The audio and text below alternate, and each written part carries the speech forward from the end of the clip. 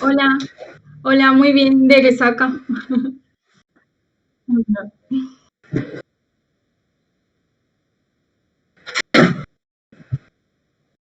Bien, bien, aquí estamos. A ver, con ganas de analizar algunas cosillas.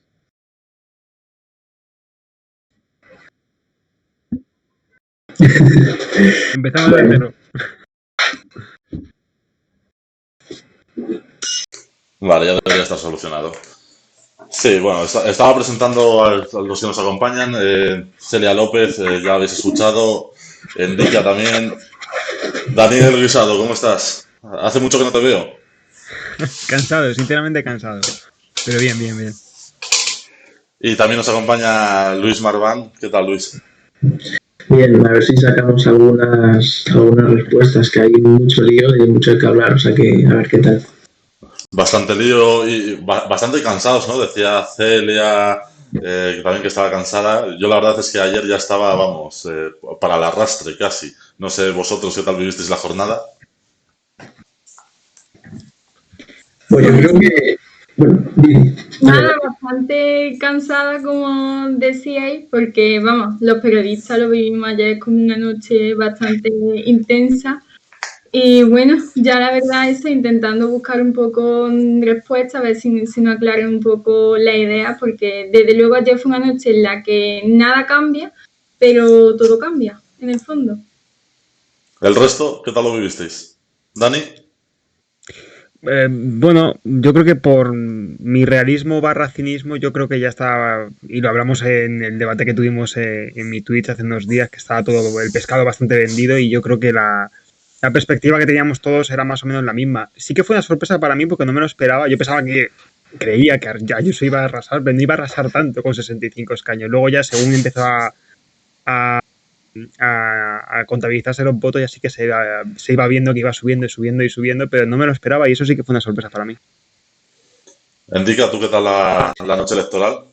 Pues bien, la verdad que yo he tenido mucha más presión y mucha más angustia los días previos, ya sabes, con esto de los pronósticos y actualización y tener todos los datos bien, pues eso, en puesta a punto, ¿no? Cada día pues es duro y es intenso.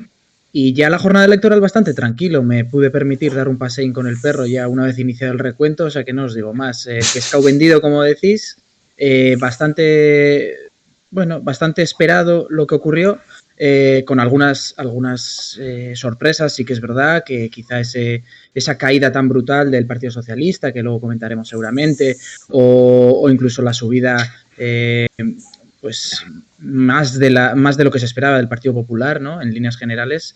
Pero bueno, bastante tranquilo. La noche electoral bastante tranquilo, la verdad. Tú, Luis, ¿qué tal fue la jornada? yo creo que ayer ya acabamos, o sea, ya como el punto culmen de saturación de una campaña que se ha hecho muy larga, yo creo, sobre todo en redes, pero también con todo lo que ha pasado con los sobres. Ha sido una campaña muy polarizada que al final ha saturado, yo creo, a mucha gente. Y además, nada más ocurrir los resultados, el escrutinio lleva el 20%, 30%, ya había análisis muy rápidos, extrapolaciones que parecía que estaba todo decidido para los próximos 5 o 2 años. Yo creo que se ha precipitado todo mucho y que hemos acabado saturados, incluso los que nos gusta analizar todo esto hasta el fin. O sea, es increíble lo que ha pasado.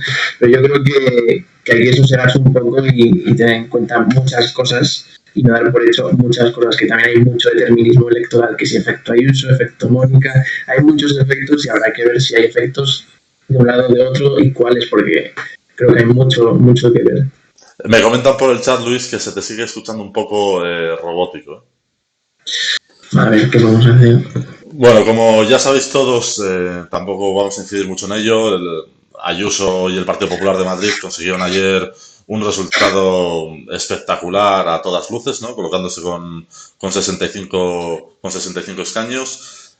Más Madrid, por un puñado de votos, quedó finalmente segunda fuerza política en la Asamblea, empatada a 24 escaños con el Partido Socialista, un Partido Socialista que hay que recordar que hace 2 años había conseguido el triunfo electoral, aunque no había llegado a gobernar porque el bloque de la derecha había sumado mayoría absoluta.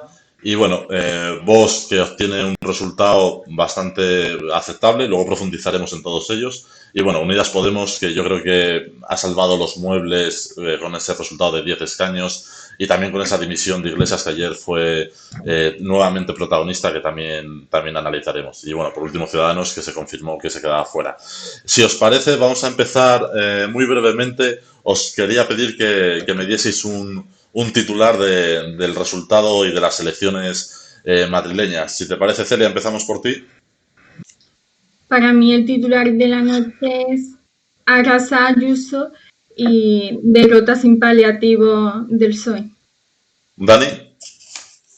La que te comenté esta mañana, el PSOE es el engranaje de la izquierda que ha fallado estrepitosamente e Iglesias se va para casa, para no repetir un poco también lo de Ayuso. Enrique, tu titular.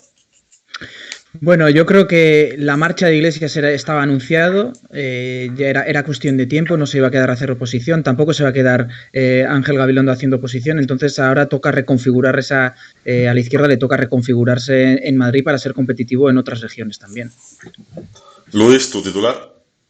Yo creo que el titular sería, en mi opinión, la hegemonía conservadora que siempre ha estado ahí y que a lo mejor se ha infravalorado en muchos aspectos.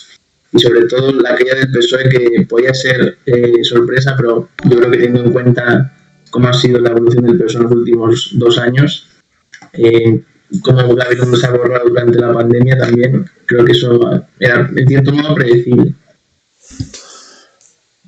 Otra de las cuestiones que ayer estuvo bastante presente, ¿no? Incluso a lo largo de la propia jornada electoral, fue la participación. Una participación que ha sido, creo recordar, la más alta de unas elecciones autonómicas en Madrid. Y una participación que, bueno, con ella seguramente se haya caído también definitivamente el mito de que a mayor participación, triunfo asegurado de la izquierda, ¿no? Muchas veces pensamos que el votante que no participa en las elecciones tiende a ser de izquierdas, también muchas veces vinculado al territorio en el que vive. Es una participación que yo ayer y hoy he insistido en que recordaba, porque el dato es similar y incluso el resultado de los dos bloques también me recuerda a ello, a la participación de las elecciones generales de abril de 2019. ¿Cómo habéis valorado este dato? ¿Cómo creéis que ha influido? Y sobre todo lo que comentaba, ¿no? Si definitivamente esa idea de que la movilización favorece a la izquierda, al menos en territorios donde la derecha es mayoritaria o sale triunfadora, le favorece también a la propia derecha. Enrique, si quieres empezamos por ti, que sí, además creo que también desde el punto de vista demoscópico puede ser interesante. Sí, hemos visto, a ver, la participación histórica al final viene a decir que los dos bloques estaban muy movilizados. La participación ha subido generalmente en todos los sitios. Sí que es verdad que si vemos los análisis que han ido publicando diferentes medios de la participación por secciones censales, en aquellas donde más ha crecido, más votos ha sacado la derecha en general, ¿no? Entonces, ese mito, esa falsa creencia de que la participación tiene que beneficiar a la izquierda o beneficiará a la izquierda no se sostiene, porque además mirando los datos y elecciones pasadas tampoco hay una correlación tan clara como para decir o asegurar que eso sea así. Depende mucho de las elecciones y luego en las comunidades autónomas pues todavía es una cosa mucho más compleja de analizar porque pues hay realidades territoriales diferentes, ¿no? En ese sentido, bueno, creo que la participación bajará un poquito todavía cuando se cuente el voto cera, ¿no? Que o al menos yo no he visto ese dato, que suele ser poquito desde el extranjero. Entonces bajará, en términos absolutos bajará un poquito, pero sí, participación muy alta y la derecha muy beneficiada en ese sentido. Dani. Sí, o sea, por seguir un poco la línea y añadir algo más, quizás.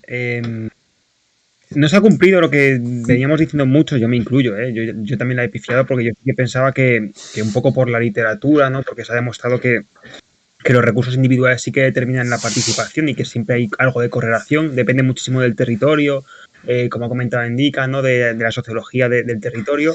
Pero yo creo que a tenor de la literatura era plausible decir, bueno, pues si la gente se moviliza en Madrid, lo suyo será que vote a la izquierda porque los abstencionistas crónicos o los que se suelen abstener en la Comunidad de Madrid eran de renta más baja, ¿no?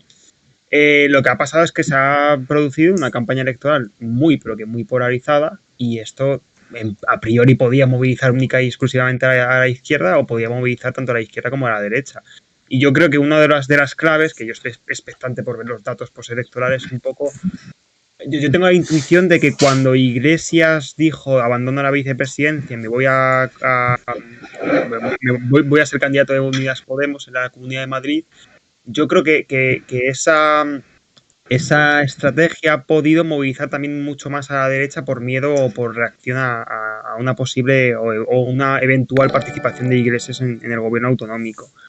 Entonces, veremos. Yo creo que también ha estado la clave en que, no tanto en que esos abstencionistas hayan optado por Ayuso, sino que ha habido mucha gente que quizás no votaba al Partido Socialista o no tenía una identificación partidista muy clara, que no pudo votar porque no pudo o porque no quiso votar en las del 2019 y que manifestaba en los últimos CIS, en la preelectoral y en el flash, que su primera opción de votar hubiera sido Ayuso, ¿no? Si pudiera votar ahora. Y también yo creo que otra clave será ver un poco esas transferencias interbloque, ¿no? Hablábamos antes, ¿no?, de un 10% del Partido Socialista, de votantes del Partido Socialista en el 2019 que podría haber votado a Ayuso esta vez. Entonces, bueno, yo creo que hay muchos frentes abiertos y de momento podemos especular, pero con los datos que hay actualmente lo único que sabemos es que la participación efectivamente ha beneficiado principalmente a la derecha. ¿Tú, Celia, cómo lo has visto? El dato de participación. Y un poco como apuntaba Dani, a mí me parece muy interesante ver qué movimiento ha habido de la abstención, porque la verdad, a mí me llama muchísimo la atención lo que apuntaban algunos sondeos preelectorales de cómo iba a movilizarse el voto joven, aquellos que no tenían edad de votar y que al final se han decantado por Ayuso.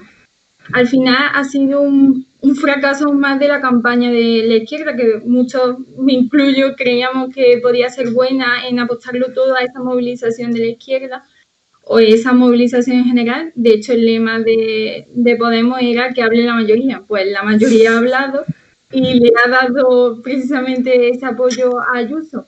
Entonces, a mí, además, en sitios tan singulares, por ejemplo, los que no somos de Madrid, pues nos llama mucho la atención que en Vallecas haya habido esa victoria del PP y en sitios también en la que eran en ese cinturón rojo, ¿no?, que tenemos en la literatura como patrimonio del PSOE, cómo se ha desdibujado. Así que veremos, porque también lo que nos señala es como el voto Ayuso es mucho más transversal de lo que nosotros nos creíamos. Así que yo creo que sí vamos a tener que esperar unos días para ver esos sondeos, ese análisis, a ver cómo va todo. Pero la verdad que es muy interesante ver cómo ha podido captar ese voto que a lo mejor se iba a quedar en su casa, y también cómo ha podido movilizar precisamente la figura de Pablo Iglesias, esa aparición, y también a lo mejor explica por qué se ha ido.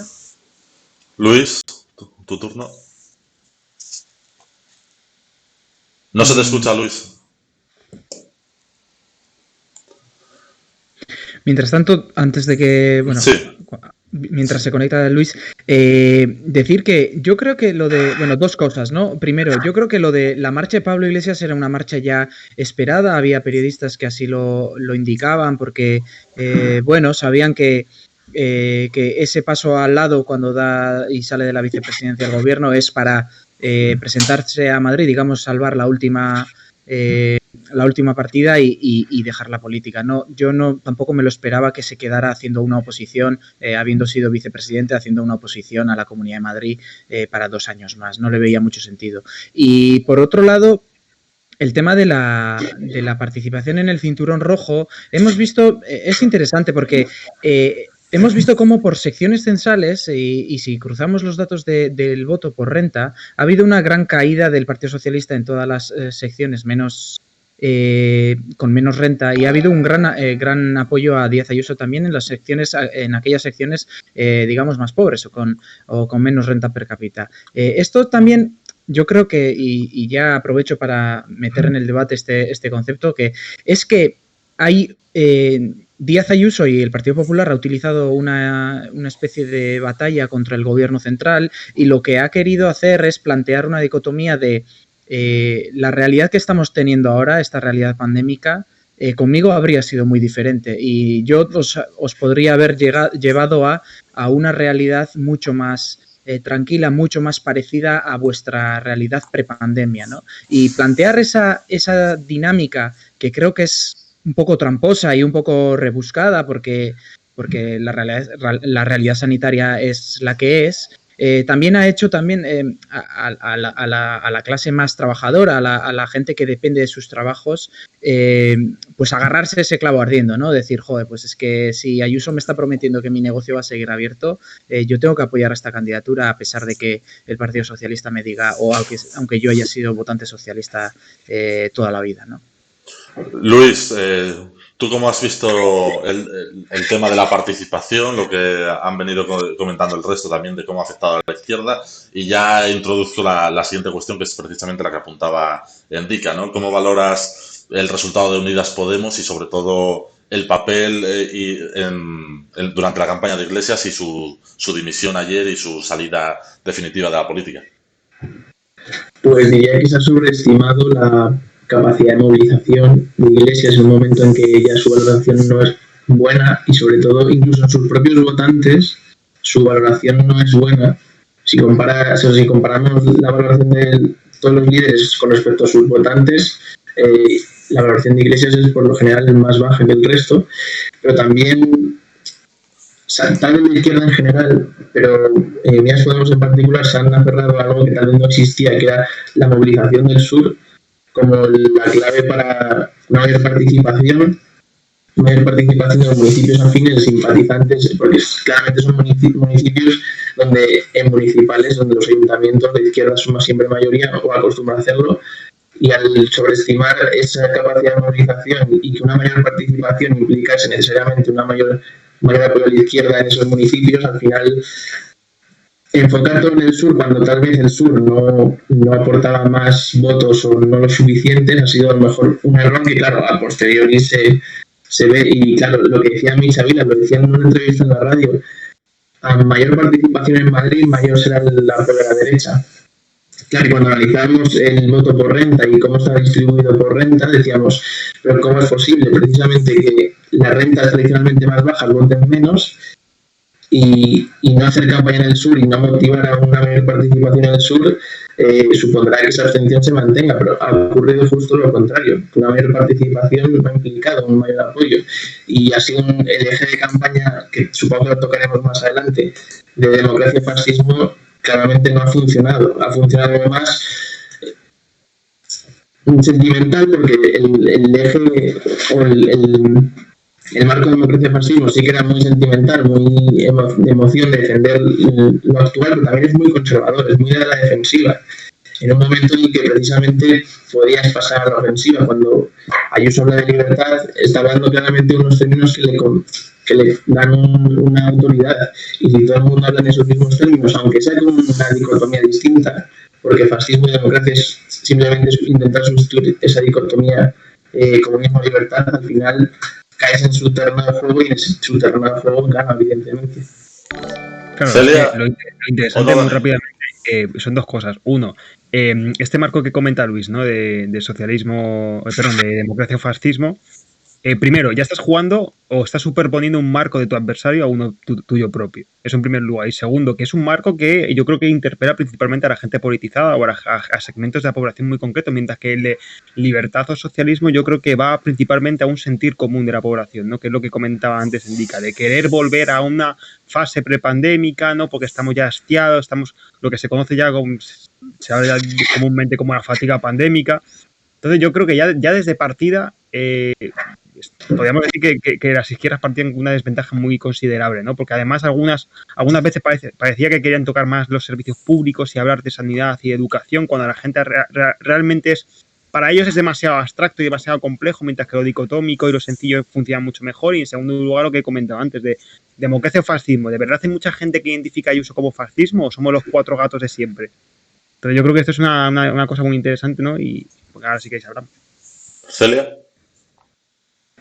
Yo creo que sí, que han hecho más una campaña para los que están convencidos que Vox es fascismo, que pueden identificar claramente a Isabel Díaz Ayuso como una líder de derecha más populista, la trans española la llamaban, pero realmente a mí hay una cosa que me llama mucho la atención porque, y creo que es bastante paradójica, hace unos días hice para la campaña una entrevista a Noelia Núñez, si no la conocéis, la presidenta de Nuevas Generaciones en Fuenlabrada.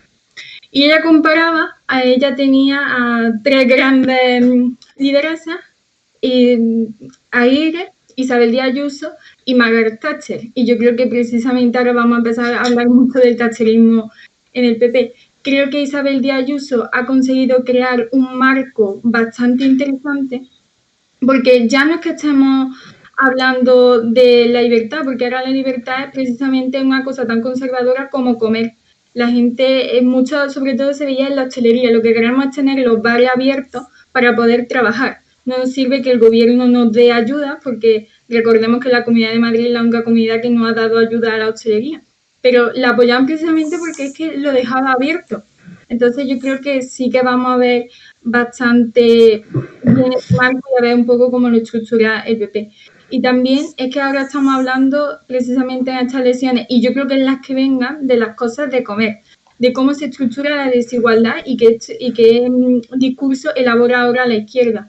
Precisamente yo creo que uno de los grandes éxitos de la campaña de Más Madrid ha sido que han sido el partido de izquierda que han hablado de la desigualdad claramente, frente al PSOE, que veíamos como tenía una campaña pues bastante más difusa. Hablaba en muchos momentos de ahora bajo impuestos, ahora no lo bajo, que incluso se contradecía un poco con lo que decían del gobierno central.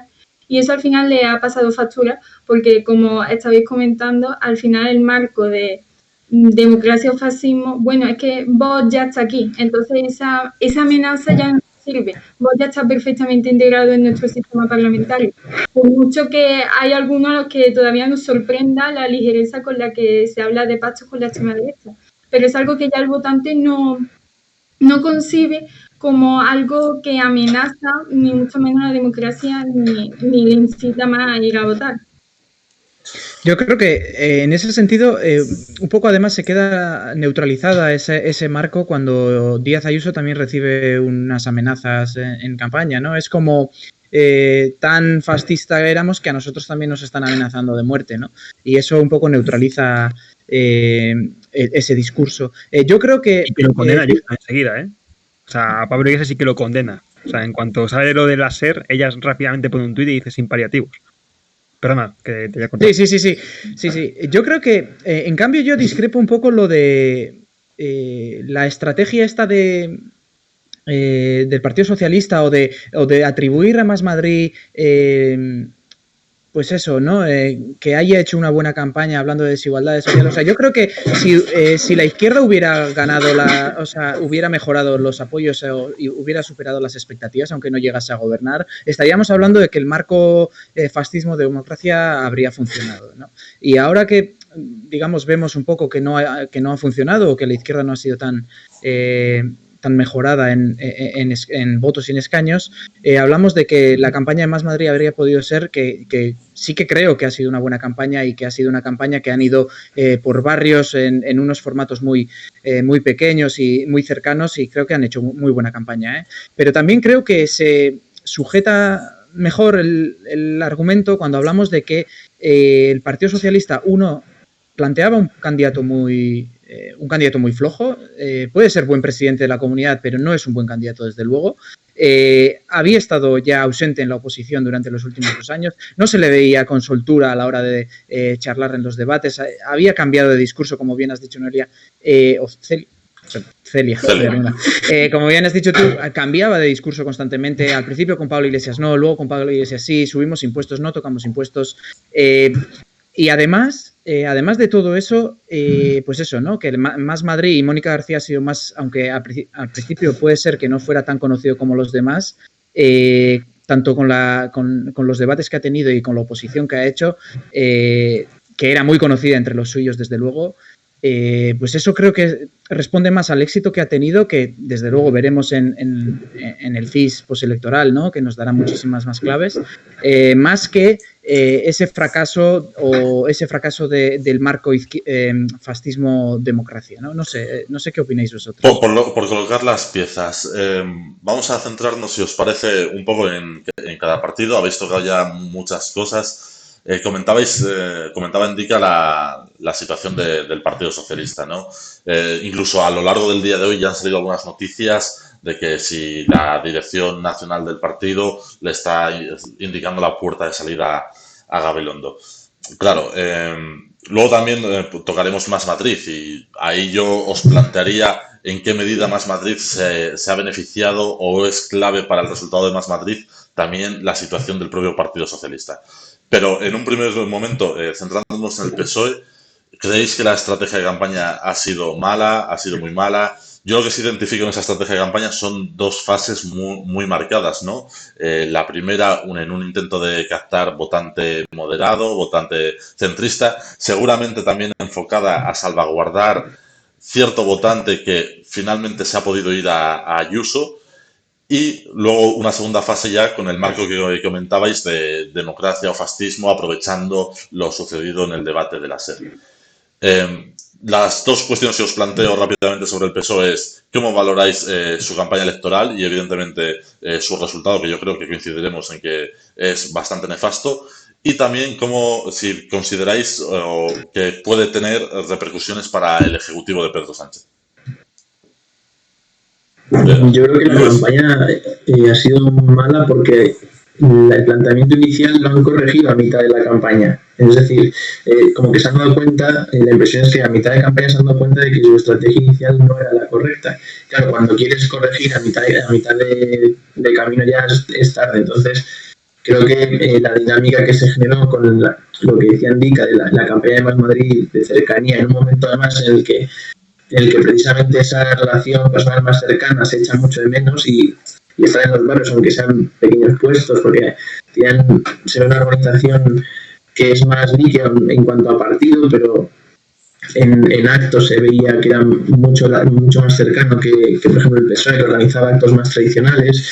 Y claro, el PSOE empezó buscando un voto más moderado de ciudadanos que veíamos en las encuestas que era muy poco el trasvase que había. Y decíamos, claro, si la tesis es que el voto de ciudadanos que puede ir al PSOE va a desempatar, entonces sí puede tener sentido, pero es que es un planteamiento erróneo de por sí, porque se estaba yendo votante al PP y a Más Madrid. Entonces lo que ocurre es que el bloque no ensanchaba, por mucho que buscara votantes del otro bloque. Y respecto al gobierno de Pedro Sánchez, yo creo que está más débil que ayer, pero tampoco demasiado, porque creo que no habría que extrapolar los resultados del PSOE de Madrid a nivel nacional. Igual que no hay que extrapolar los resultados del PSC a nivel nacional, que sí que les puede servir para tener a lo mejor un pequeño bajón, pero a lo largo de la pandemia se han mantenido muy estables en torno al 27-28 y no parece que, al menos de momento, se vaya a mover demasiado de ahí. ¿Celia?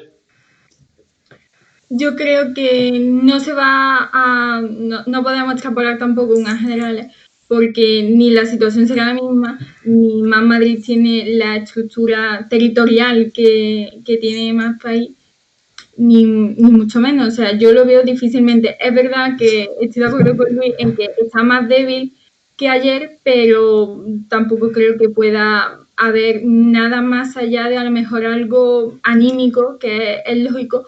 Pero bueno, también tenemos que tener en cuenta esto si va a provocar otro tsunami de adelanto de elecciones en Andalucía, que eso sí es interesante verlo también a nivel ya más general. Y con respecto a la campaña, yo creo que ha sido mala por lo que había estado comentando, que es que ha sido completamente errática. El candidato, yo es que creo que el problema básicamente es que ya se da por perdida Madrid. Y hay mucha gente que tenía muy claro que se iba a perder. Entonces, ese estandarte un poco de voto útil al PSOE para ganarle a Ayuso, pues la verdad que ya la gente decía, pues no merece la pena. Entonces, ha puesto por otros perfiles como Mónica García, que la verdad que yo sí creo que ha hecho muy buena campaña. Y sobre todo hay que tener en cuenta al candidato, porque es que durante la pandemia Isabel Díaz Ayuso no ha tenido más oposición que la de Más Madrid. ha estado completamente desaparecido. De hecho, un recurso que utilizaba mucho Isabel Díaz Ayuso era, además de posicionarse como lideresa de la oposición casi, era nombrar directamente a Pedro Sánchez, porque es que enfatizaba todavía más el hecho que Ángel Gabilondo no lo hemos visto, quizás también por su perfil más moderado, pero también tenemos que tener en cuenta que mientras Ayuso vendía caña, Gabilondo vendía a Camp. Entonces, lógicamente, es que no se sostiene un poco de cara a una campaña, ¿no? Yo creo que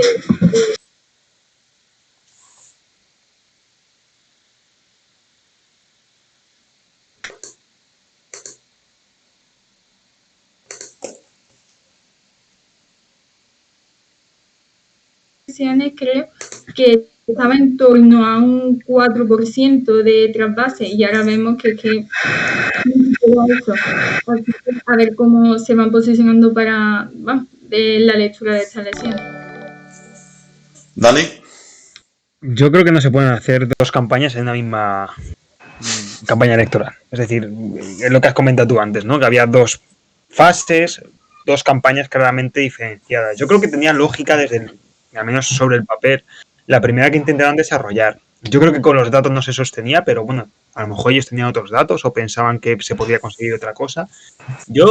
Es cierto que quizás sí que Ciudadanos era protagonista, ¿no? Los restos de Ciudadanos en esa primera estrategia, pero yo también diría que ellos a lo mejor hicieron una lectura que pudo partir de la constatación de que Más Madrid podía desinflarse. Entonces yo creo que ellos lo que dijeron en un primer momento es vamos a constituirnos como el gran partido de la familia de la izquierda, con un Ciudadanos que está en disolución y con un Más Madrid que quizás dio el chupinazo, por así decirlo, en 2019, pero que al no tener implantación y al tener una candidata que en un primer momento siempre se decía aquello de es muy poco conocida, bueno, pues a lo mejor podíamos raspar algo por ahí.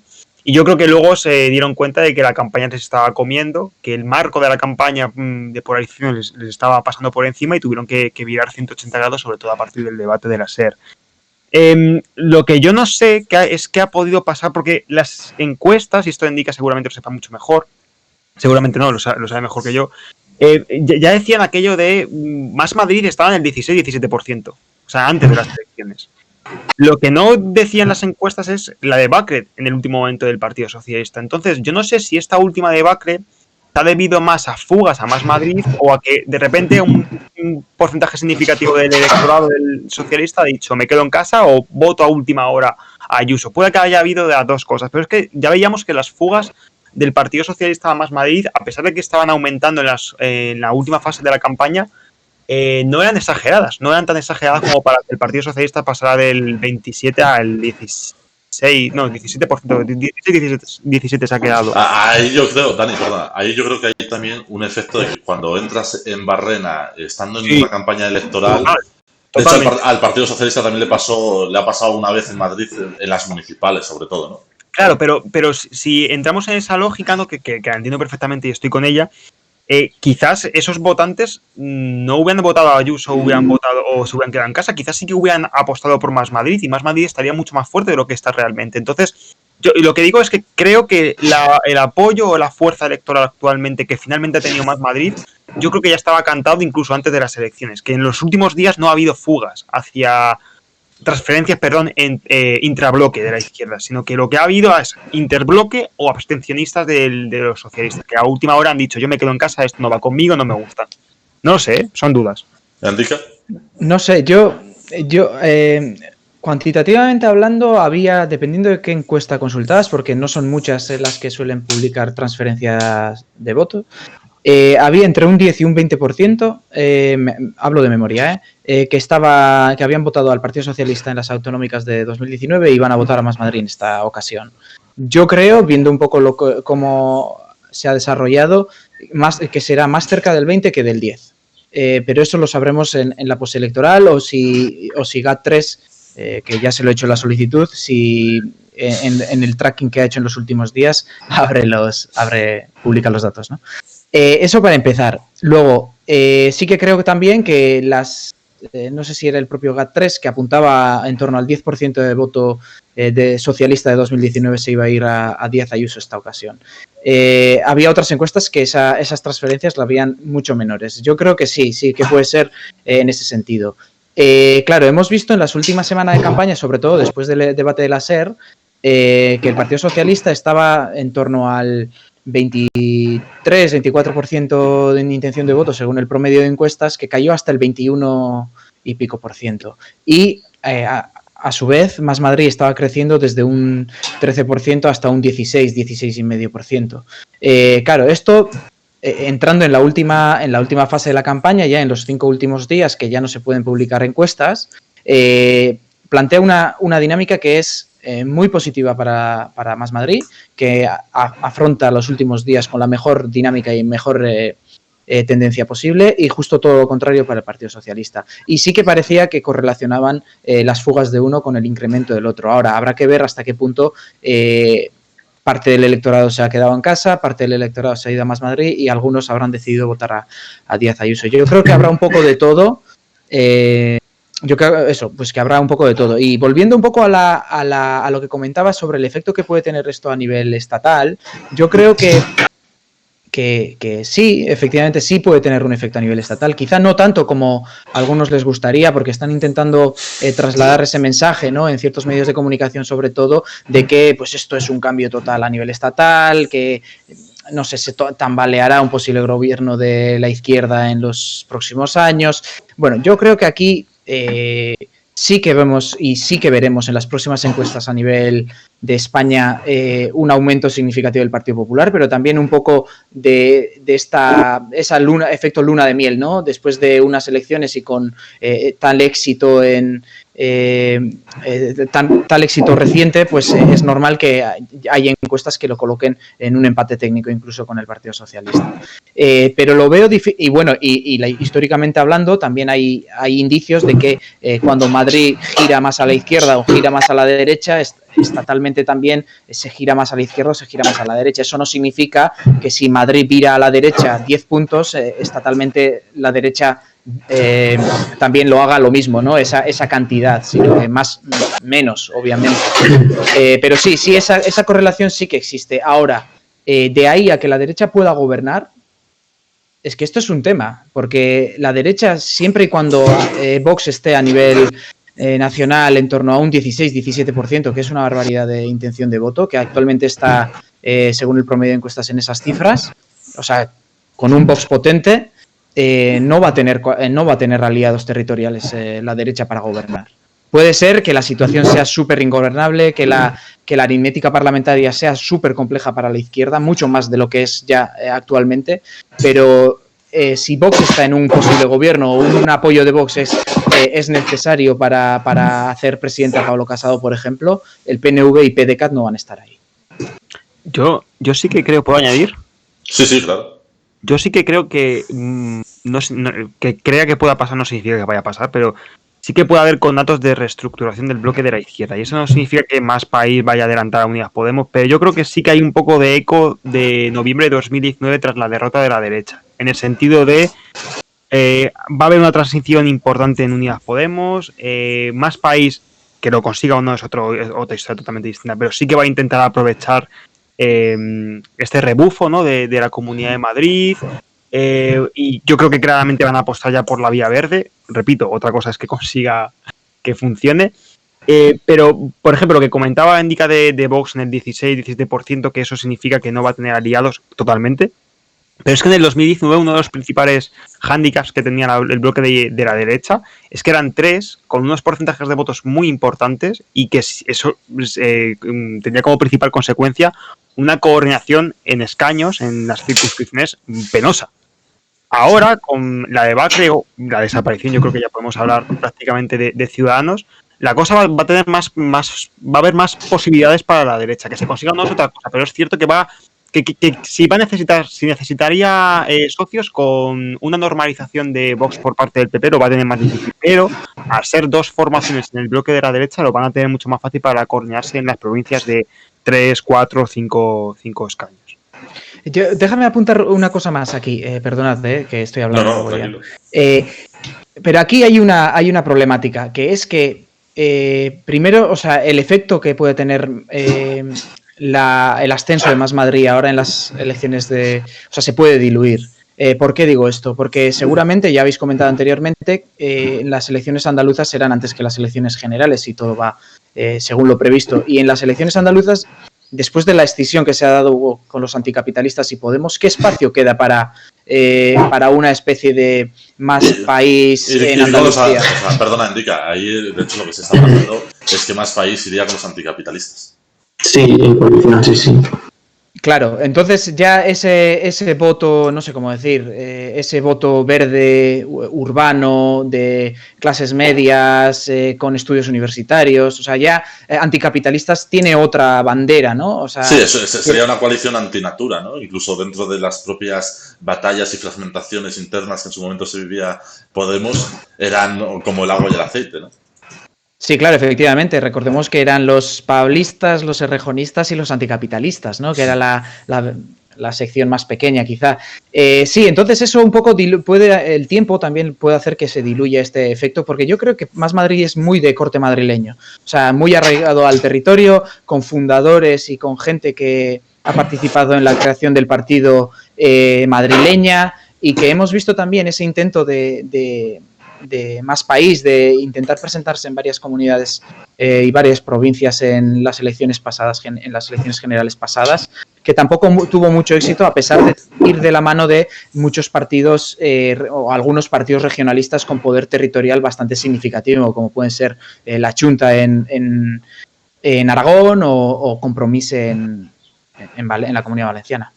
Luis, hay un problema con el micro, que se escuchan los ruidos cuando hay algún movimiento. Igual silenciándote cuando no hables o algo así. Vale. Se soluciona. Pues se escucha bien. Censura. ¿Queréis añadir algo? Yo sobre Más Madrid, os quería preguntar por muchas cosas que ya habéis comentado, ¿no? Las claves del resultado, desde mi punto de vista, hay una estrategia de campaña o el propio desarrollo de la campaña que en un primer momento están algo así como en shock, precisamente por el propio anuncio y la presencia de Iglesias. Yo creo que es una campaña que va de menos a más, incluso la propia candidata también va de menos a más. Lo que comentaba antes también Dani, crece en conocimiento por parte de los votantes, realiza una buena labor en el único debate que finalmente hay, el de la televisión pública madrileña, si no contamos el de la cadena SER. Y también yo creo que se beneficia de dos cuestiones. Una es que precisamente la campaña que habíamos dicho del Partido Socialista le deja espacio de crecimiento, y luego hay otra que es que al final la tendencia se mantiene por encima de Unidas Podemos, y creo que también se puede beneficiar un poco de esa fuerza política más nueva o con una candidata mucho más fresca que el propio desgaste de Pablo Iglesias, ¿no? Eso sería una cuestión. La otra sería, ¿realmente hay espacio para un partido verde así muy rápidamente que pueda encarnar Más Madrid o Más País, teniendo en cuenta además que en los últimos 2 años, desde las elecciones generales de noviembre, no se ha dotado de una estructura, no ha tenido intención de tener implantación en el territorio, y que podemos estar hablando también de otro tipo de estrategias de aliarse con partidos de ámbito no estatal, como en el caso de Compromís, ahora también lo que comentábamos en Andalucía de la fuerza política de Teresa Rodríguez y el alcalde de Cádiz? No sé cómo veis todo esto. Yo creo que la nación, Luis, perdona. Sí, dale, Luis. En las elecciones estas hemos visto que la política nacional se ha llevado mucho a la política autonómica. De hecho, Ayuso, sus discursos eran casi contra el sanchismo, más que contra sus oponentes en las autonómicas. Entonces yo creo que Más Madrid se ha beneficiado de no ser partícipe de la esfera estatal, aunque tiene representación en Más País. Es verdad que no en todas las circunscripciones. Yo no considero Más País un partido nacional ahora mismo. No solo por la ausencia de organización como tal, sino de que no se ha presentado por todas las circunscripciones. Entonces tenía ese espacio de no formar parte del gobierno, pero tampoco formar parte de la contienda estatal, que le ha permitido tener mucho más margen de maniobra.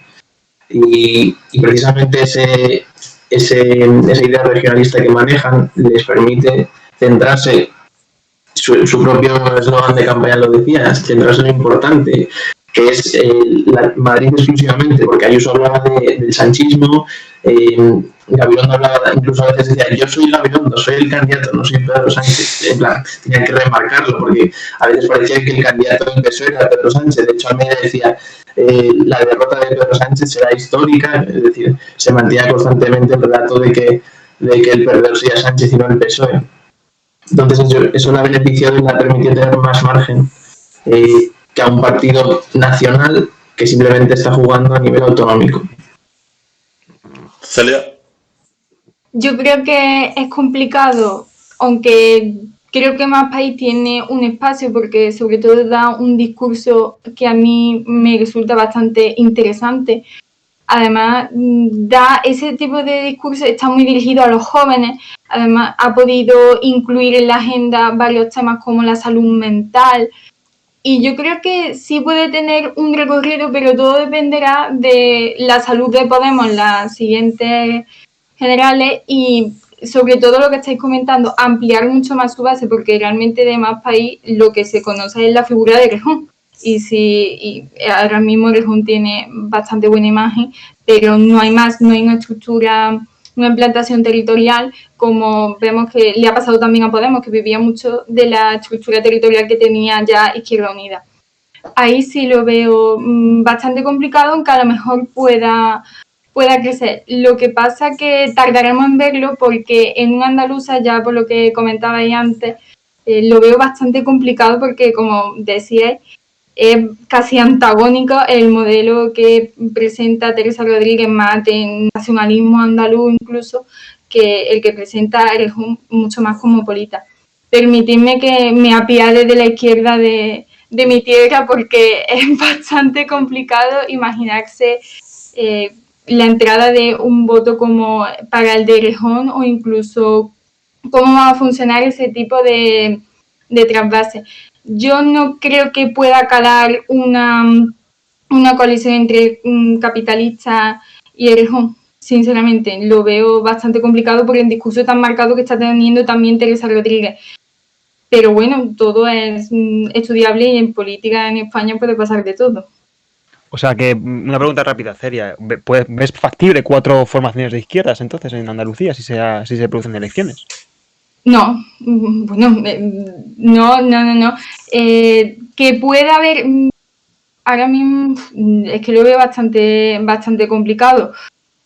Que pueda haber tampoco una coalición entre lo que es la parte de Podemos, que a veces se me olvida que sigue Podemos por ahí, con Errejón, a lo mejor sería más factible, pero en términos orgánicos sería bastante imposible, así que creo que realmente sería una locura que se plantee que haya 4 formaciones. Teniendo también en cuenta que el proyecto de Teresa Rodríguez alcanzaría a lo mejor el escaño. Hay algunas encuestas que a lo mejor le dan uno a lo mejor por Cádiz o incluso por Málaga, pero nada más. O sea, realmente, si nos planteamos en términos de unas elecciones andaluzas dentro de nada, el éxito de la izquierda del PSOE a lo mejor podría ser que Teresa Rodríguez tuviera su escaño simplemente. Entonces, la verdad que lo veo muy, muy complicado y tampoco sé si hay espacio como tal en Andalucía. ¿Indica? Sí, estoy de acuerdo. Y las encuestas que hay, que ya sabemos que va a haber mucho ruido en las encuestas ahora, ¿no? Porque no hay ni siquiera unas elecciones convocadas ni nada.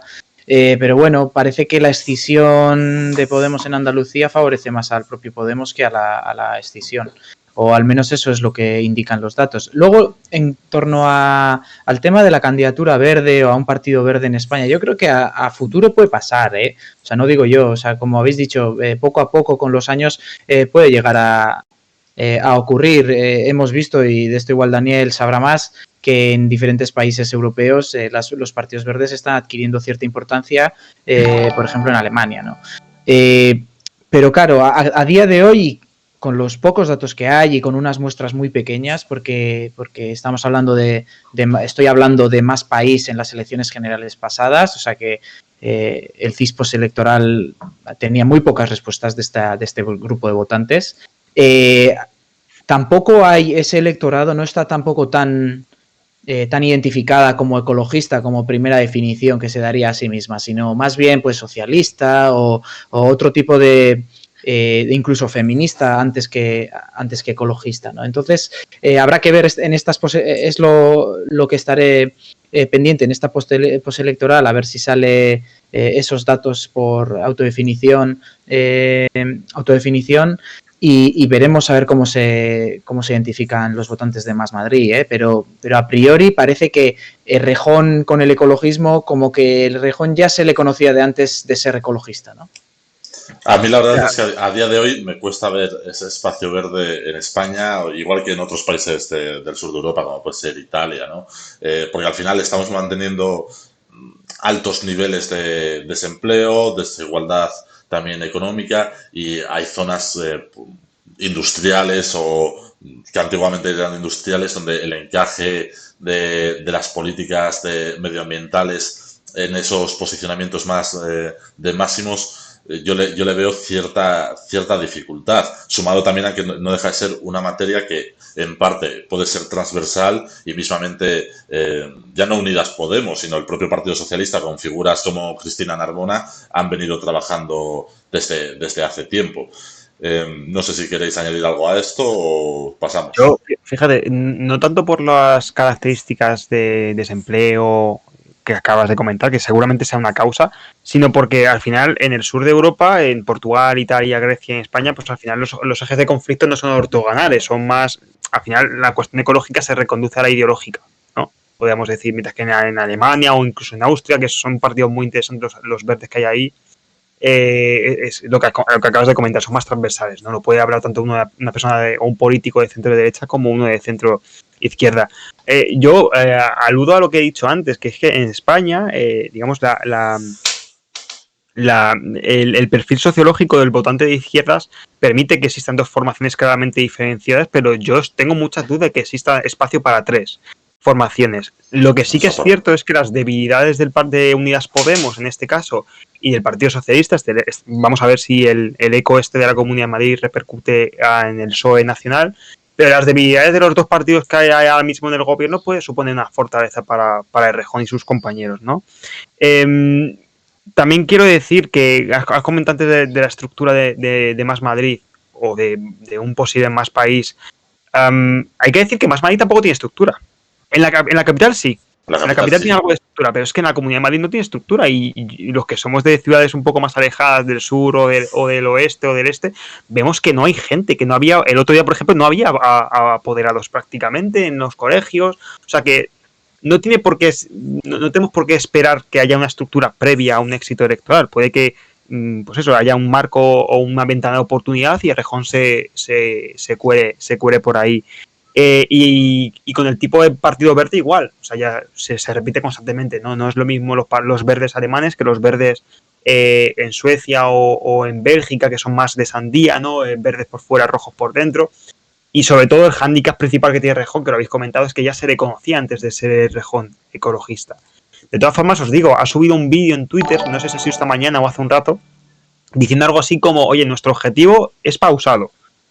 Los verdes alemanes les ha llevado muchas décadas, muchos años asentarse, crecer, asentarse, desarrollarse. O sea que yo creo que este mensaje es muy clave para ver que quizás no tienen prisa. A lo mejor estamos aquí hablando y haciendo cábalas, pero quizás no tiene ese vídeo, Dani, perdona, sobre ese vídeo, ¿no te sorprende que el modelo, yo creo que igual porque va a ser la moda en los próximos meses por las elecciones alemanas que seguramente ganen, pero ¿no te sorprende que el modelo a seguir sea el de los verdes alemanes, que prácticamente son los hijos de la CDU ecologistas, en lugar de los verdes holandeses, por ejemplo? Claro, yo entiendo que lo diga porque está en la ola verde no alemana y pueden ganar y puede haber una canciller, en este caso mujer, ecologista verde en Alemania, pero así entre tú y yo le diría a Errejón, oye, tú no vas a comer electorado como comen los alemanes, los verdes alemanes, porque los verdes alemanes están comiendo gente muy joven que no tiene por qué ser muy politizada, están comiendo exvotantes de la CDU que han votado hace 4 años a Merkel. Errejón eso no lo va a conseguir, ya simplemente por ser Errejón. A lo mejor si cambian de candidato o de candidata y hacen algún salto de pértiga así raro, a lo mejor pueden. Pero ya simplemente por el estigma de ser el ex número 2 de Pablo Iglesias o el ex de Podemos, ya esa transferencia interbloque que sí que consigue los verdes alemanes, comiendo un poco del SPD, comiendo de la abstención, de los jóvenes, de los mayores, esa amalgama de voto tan heterogéneo, en caso de poder conseguirlo un partido verde en España, no se va a producir. O sea, que aquí hay que apuntar más a sandía que a partido verde puro, digamos. Además de esta cuestión que os doy paso ahora, ¿creéis también que el relevo del liderazgo en Podemos puede facilitar acuerdos con la formación de Errejón? Celia, tú si quieres, y luego Enrique y Luis. Sí, yo lo que estaba pensando mientras que os estaba escuchando, creo que sería muy interesante ver cómo afecta ahora el liderazgo de Yolanda Díaz, que tiene como la moderada de Unidas Podemos para gran parte de la prensa. Yo creo que será interesante ver cómo va afectando ese electorado. El futuro, yo creo, inmediato de Más País debe ser, creo yo, ir colocando a lo mejor en la agenda mediática y ganando visibilidad poco a poco por las medidas que van poniendo de salud mental, sobre todo de la jornada semanal que hemos estado viendo, que eso al final veremos cómo se canaliza, porque es verdad que sabemos nosotros que esa medida la ha propuesto los de Errejón, pero luego Yolanda Díaz si finalmente se consigue, la va a capitalizar, puede ser que la capitalice ella por el perfil que tiene, así que yo creo que es bastante interesante. Y creo que a lo mejor el espectro de Yolanda Díaz sí se pueda comer algo un poco del electorado de Errejón. No lo sé, habrá que irlo viendo, sobre todo a lo largo de estos meses, cómo se configuran también esa nueva legislatura que parece que empieza ahora y si puede seguir Errejón y calando un poco. Yo estoy de acuerdo. A ver, yo creo que primero, bueno, Pablo Iglesias cierra una etapa en Podemos clarísimo, en esto estaremos todos de acuerdo. Ha sido un partido muy... Endica, hemos perdido a Endica. Luis, vamos contigo mientras.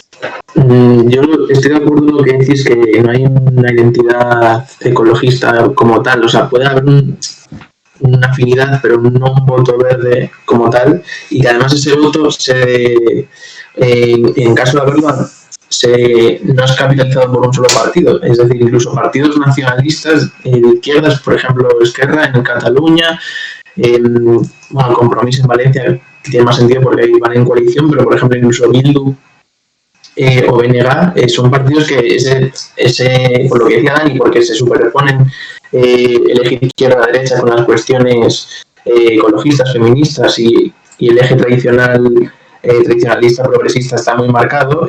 Partidos nacionalistas también ocupan ese espacio, en cierto modo. Entonces, para la expansión posible de Más País a nivel estatal, es que se juntan dos cuestiones que nacen como partido regional, pero también tienen ese lado verde.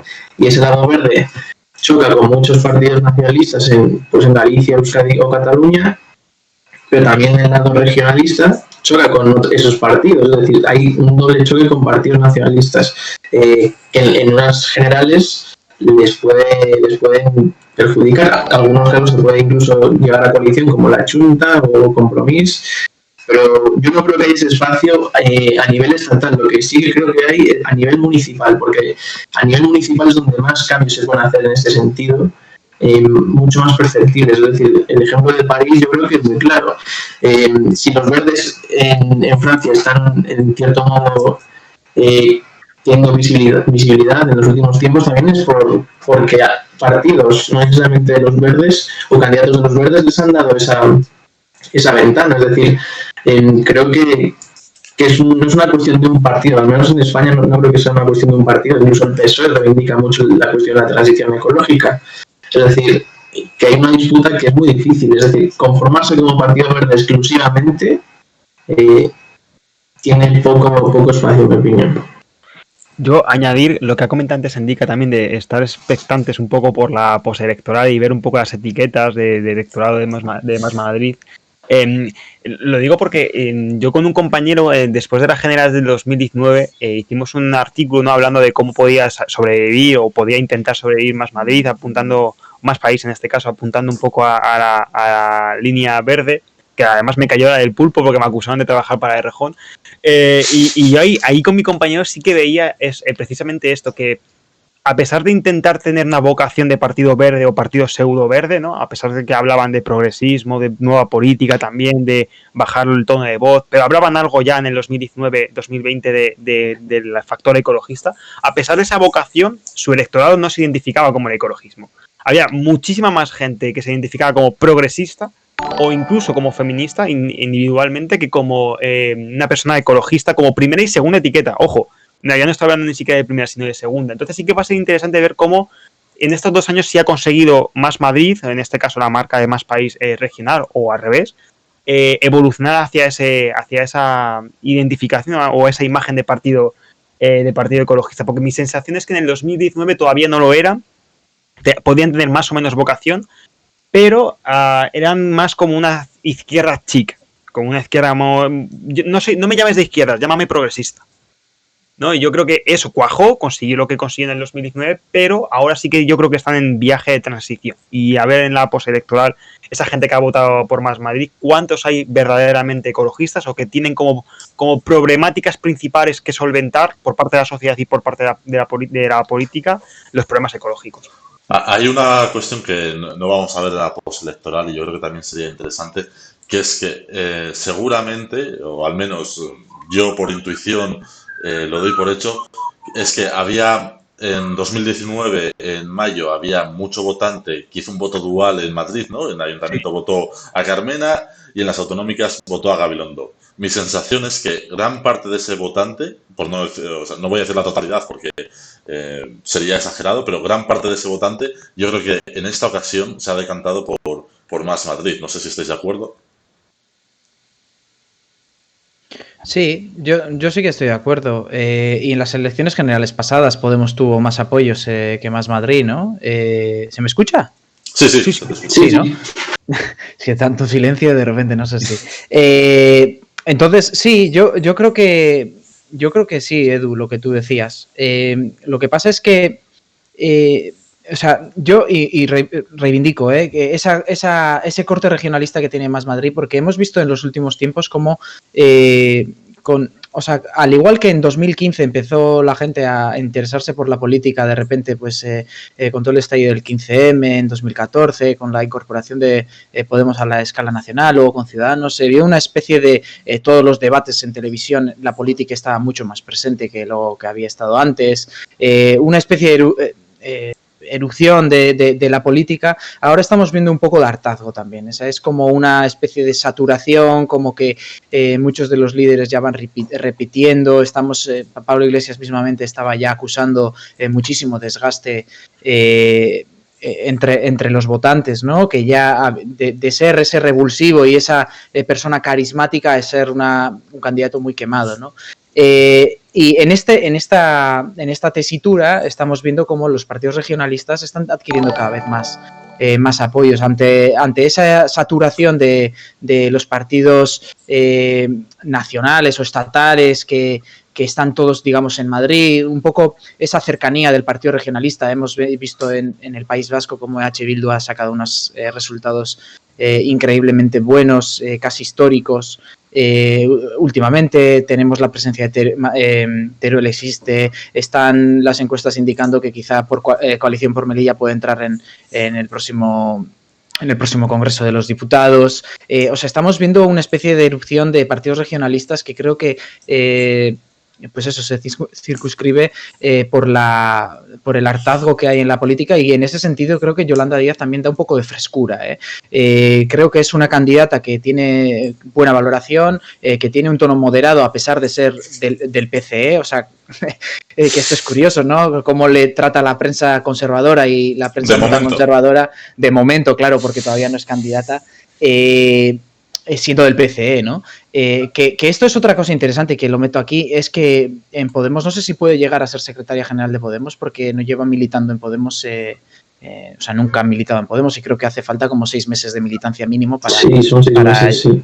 Entonces, eso creo que Yolanda Díaz mete frescura, y creo que cierta gente desencantada de Pablo Iglesias, sobre todo, ¿no? De esa no sé cómo decir, pues esa hegemonía absoluta de Iglesias en la toma de decisiones en Podemos puede volver a reactivarse, aunque veremos hasta qué punto. Esto que comentas de la Secretaría General es interesante porque hoy incluso ya se han empezado a colocar otros nombres para hablar de ocupar el cargo de Secretario General, o en este caso de Secretaria General, porque la que suena es Yone Belarra. Igual también es el camino o facilitar la pista de aterrizaje para generar un tipo de coalición más amplio con otro nombre, incluso intentar hacerle la envolvente a Más Madrid, ¿no? Luis, ¿ibas a decir algo? Sí, que en el caso de Yolanda Díaz le ocurre eso, que no tiene, puede ser la líder de UP en el gobierno o incluso en el Congreso, pero no tiene poder organizativo, es decir, es del PC, pero no tiene, por Podemos no puede ser secretaria general porque necesita militar 6 meses mínimo y no parece que vaya a hacerlo. Lo que yo creo es que UP como espacio se va a refundar o si no formar un partido como tal y terminar con la coalición Unidas Podemos y generar un partido, tal vez, refundar el espacio a partir de la salida de Iglesias, sobre todo por los relevos que puede haber, porque yo creo que no es solo una cuestión de Iglesias, es una cuestión de muchas caras visibles que estaban desgastadas, incluso Irene Montero, diría. O sea, que tal vez sea necesario un relevo más profundo que solo el candidato. ¿Queréis añadir algo? Sí, no, desde luego estoy de acuerdo. Ha sido una... Y además se ha visto en las elecciones pasadas como las candidaturas con caras, candidaturas de Podemos con personalidades más fuertes han resistido algo mejor en diferentes territorios, ya sea en Andalucía con Teresa Rodríguez hasta hace bien poco, en Madrid con Carmena, aunque ahora estén... aunque luego fundara Más Madrid con Errejón, ¿no? Pero sí, es un debilitamiento también de partido y hemos visto homogéneamente en todo el territorio. Cuando Podemos ha estado fuerte a nivel estatal, también ha estado fuerte en muchos territorios. En el País Vasco mismamente ha sido la primera fuerza más votada en varias elecciones generales. O sea, está claro que aquí hay un voto dual muy, muy significativo, pero Podemos ha sido la fuerza más votada antes del PNV en varias elecciones y eso no ocurría, creo que nunca, diría. Por tanto, claro, sí, ese desgaste existe. Los candidatos, yo creo que las candidaturas personalistas o con perfiles personales muy destacados, con carisma, aportan mucho, pero desde luego que si estás, no sé, dirigido por un montón de gestorías a nivel territorial también, pues no ayuda a que sea satisfactorio en resultados, ¿no? En unas hipotéticas elecciones. ¿Vas tú, Cedia, o...? Nada, simplemente por comentar un poco, ya para acabar, precisamente esas candidaturas tan personalistas como Carmena o Kichi ya no están en Podemos. Este es precisamente, yo creo que uno de los grandes problemas del espacio de Podemos, que tiene que refundarse, pero tampoco creo que sea... No creo que sea la mejor candidato a secretaria general Yone Belarra, porque tiene, tal y como yo lo percibo, tiene un perfil muy parecido a Iglesias, que yo creo que está a la baja ese perfil, sobre todo por la discusión y los enfrentamientos que ha tenido en el seno del gobierno con perfiles como Margarita Robles. Entonces yo creo que va a aportar poco, aunque si bien, como comentaba Luis, puede ser de una etapa de transición, pero no creo que vaya a aportar nada ni vaya a dar la frescura que comentabais que puede dar Díaz, que en poco tiempo yo creo que ha sorprendido a varias gente y además creo, si me corregís si me equivoco, creo que es la tercera ministra mejor valorada del gobierno. Sí, así es. Además es la tercera, pero vamos, la primera y la segunda en el último CIS tenían solo una décima más, ¿no? Si os parece, pasamos ya con... Sí, Dani. ¿Puedo? Sí, no, dale. Que un par de cosas que se han tocado que me parecen interesantes, ¿no? El problema o cómo la figura de Iglesias se ha quemado. Creo que lo ha comentado Luis antes. Claro, el problema, siempre se destaca lo mismo con respecto a Iglesias, ¿no? Que es una figura muy que polariza mucho, que o la amas o la odias. El problema de Iglesias nunca ha sido ese, porque realmente desde el 2015, incluso antes de la general del 2015, ya había un porcentaje muy significativo de la población, alrededor de 3 cada 10 españoles en el 2015 ya decía que detestaba a Iglesias o que le calificaba con un 1 de la escala del 1 al 10 en el CIS, ¿no?, de valoración. El problema es que desde las generales del 2019 Iglesias ni siquiera motivaba a los suyos. Es decir, desde hace ya años el espacio político o la formación que representaba a Pablo Iglesias, el techo era el que era y cada vez se reducía más el techo, pero tenía capacidad de activación y de movilización de los suyos. El problema es que desde hace, pues eso, un año y medio, ni siquiera tiene tanta capacidad de activación como tenía en el pasado. Y yo creo que sí que se va a encontrar alguna fórmula bastante interesante respecto a Yolanda Díaz y a las confluencias o a la coalición preelectoral de Unidas Podemos. Obviamente Díaz no va a ser la lideresa o la secretaria general de Podemos, pero puede ser interesante que quizás acabe Montero o Belarra, no lo sé, en Podemos, Garzón siga en Izquierda Unida y encuentren una forma, ¿no?, de, no sé si preelectoral o postelectoral, formalmente o informalmente, pero sí de presentar a Yolanda Díaz. Porque de hecho en Italia, en los 90 hubo un debate muy interesante cuando el Partido Comunista se desplomó y surgió esto de los partidos democráticos de la izquierda, que era una forma de decir, oye, no somos comunistas, votadnos, por favor, no nos comemos niños. Y hubo un debate también muy interesante que decía esto de ¿nos unimos en una coalición preelectoral o cada uno seguimos teniendo autonomía por libre, ¿no? Los que refundaron los comunistas y los que crearon partidos más socialdemócratas. Yo creo que quizás este debate va a estar encima de la mesa en los próximos meses o en el próximo año, por parte de Izquierda Unida, por parte de Podemos o Unidas Podemos o como queramos llamarlo. Y luego, por último, sobre lo que ha comentado Endica, ¿no? Es que el sistema de partidos españoles se está deshilachando desde hace mucho tiempo.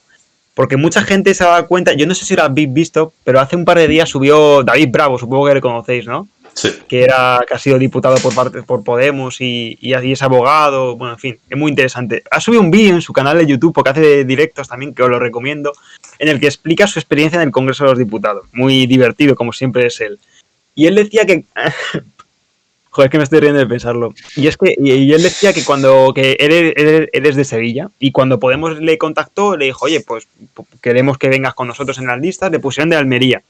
Y dice que él en Almería no había estado en su vida, que no sabía ni lo que había en Almería, ¿no? Entonces Podemos, el partido, le pasaba dosieres y le decía, mira, estudiate esto, las aceitunas o yo qué sé, o el aceite o la carretera, no sé qué, que tienen que construir.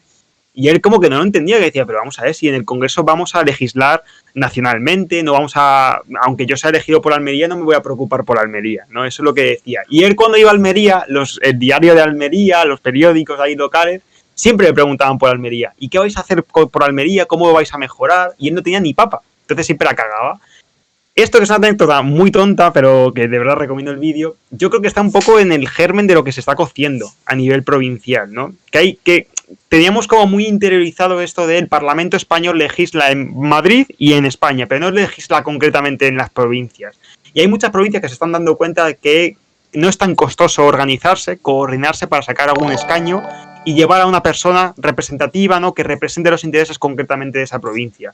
Y se lo comentaba a Edu esta mañana, yo creo que Teruel existe no es la consecuencia de nada, sino que va a ser la causa de muchas cosas que se van a desarrollar en los próximos meses. Perdón que me he enrollado, ¿eh? Y no solo Teruel, Jaén está el caldo de cultivo ahí para que explote, Soria, antes se hablaba Endica de Teruel y alguno más, hay que recordar... León también. El León está resurgiendo además la cuestión de la autonomía propia, el Partido Regionalista Cántabro tiene por primera vez diputado en el Congreso, el BNG ha obtenido un resultado muy bueno. Yo creo que además se junta con una cuestión que estaba planteando Dani, ¿no? Que es que, volviendo a Podemos, el sistema electoral, yo creo que para ir fragmentados no es viable, incluso para ir fragmentados con grupúsculos territoriales como pudiese ser otra opción, pero sí creo que precisamente el sistema electoral tiene, en este caso, genera una paradoja, que es que tienes un sistema electoral de distritos provinciales donde los candidatos no necesitan tener apego a ese distrito, aunque sean de ese distrito, en el sentido de que al final en el Congreso tú haces política nacional y se suma a que el Senado no funciona como una verdadera cámara territorial. Entonces, todo eso al final está generando, pues, en lo que conocemos como la España vacía, España vaciada, un malestar que ha explotado ahora mismo en Teruel, que seguramente si surgen todo ese tipo de candidaturas para el interés común, además, puede acabar incluso siendo nocivo, porque al final vas a tener un montón de grupúsculos mirando para su propio qué hay de lo mío, ¿no? Que con motivos más que suficientes para que existan, pero también mirando para su propio interés, en este caso como venían siendo otros partidos de ámbito no estatal, ¿no? Pero Edu, yo he dicho Teruel existe porque a mí me parece normal que en territorios o en nacionalidad, en naciones históricas, como queramos llamarlo, como Galicia, País Vasco, Cataluña, etcétera, haya este tipo de partidos. Yo lo veo totalmente. Normal, lo podría comprender. El problema es que hay territorios en los que no hay identificación o sentimiento nacionalista o local, como pues eso, como Soria, Teruel, Jaén. Eso es, a mí me parece que es el punto clave de. No se están coordinando en regiones como Galicia o País Vasco. Se están coordinando pero perdona, Dani, es que en Galicia o País Vasco, lo que comentaba antes Enrica de EH Bildu, también se están beneficiando de cierto desplome de la izquierda de ámbito estatal, porque el resultado del BNG no se entiende sin el colapso de Unidas Podemos en Galicia y sin también un resultado muy malo del Partido Socialista Gallego, ¿no? Totalmente. Sí, y a tener en cuenta que hay otros partidos regionales o autonómicos que no se presentan a las elecciones generales, pero que sí que se presentan a las elecciones autonómicas y que tienen una serie de una base territorial ahí.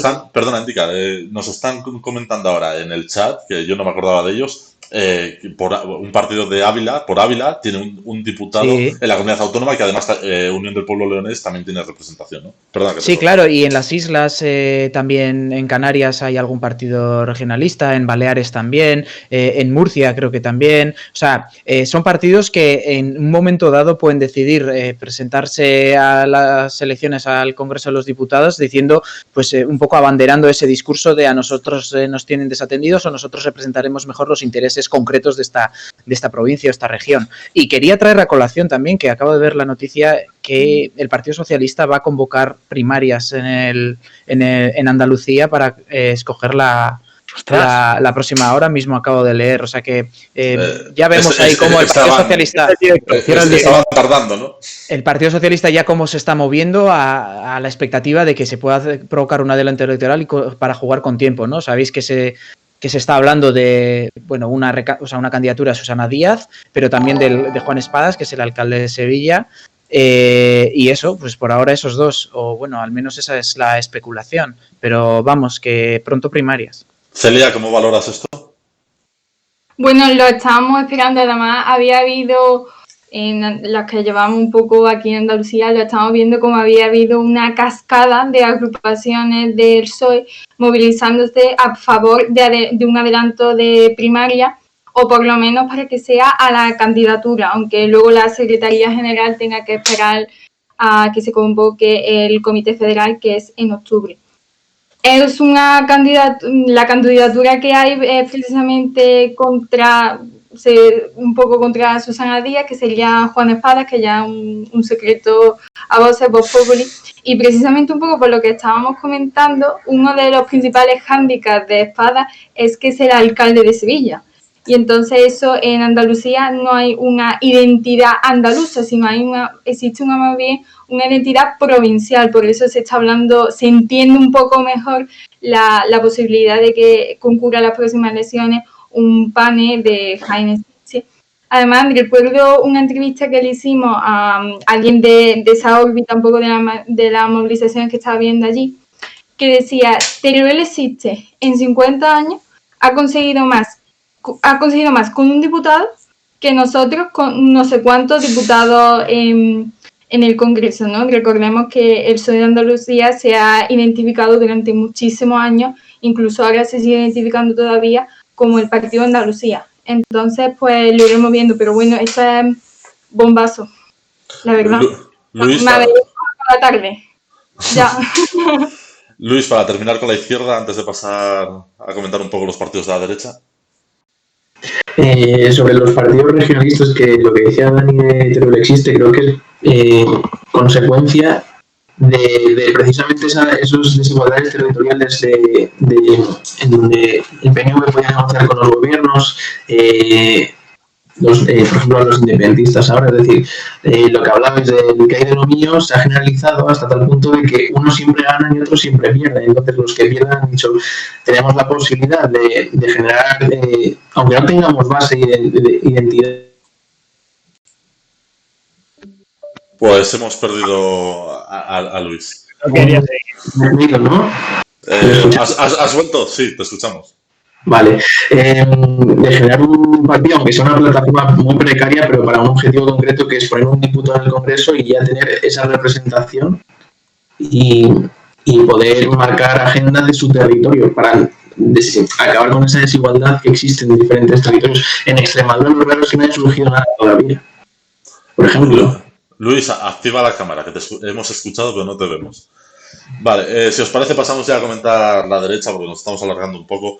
Bueno, de Ayuso ya habéis comentado bastante sobre la estrategia de campaña y por no ser un poco repetitivos, ¿creéis que esos conceptos que ha manejado, yo creo que el concepto de libertad, además hoy se lo decía una periodista que me preguntaba, creo que el concepto de libertad, más allá de la propia idea en sí y de la apertura de los bares, lo que estaba ofreciendo es un horizonte al votante de volver al modo de vida anterior a la pandemia, ¿no?